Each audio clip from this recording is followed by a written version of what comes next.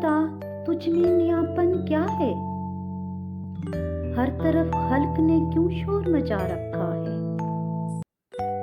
रोशनी दिन की वही, तारों भरी रात वही, आज हमको नजर आती है हर एक बात वही।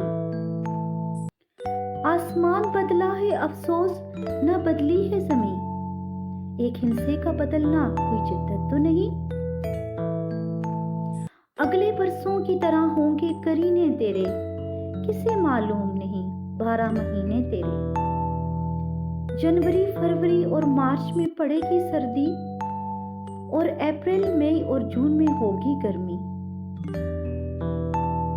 तेरा मन दहर में कुछ खोएगा कुछ पाएगा, अपनी मियाद बसर करके चला जाएगा।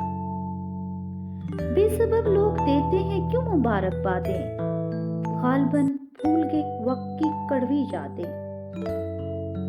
तू नया है तो दिखा सुबह नहीं शाम नहीं, वरना इन आंखों ने देखे हैं नए साल के।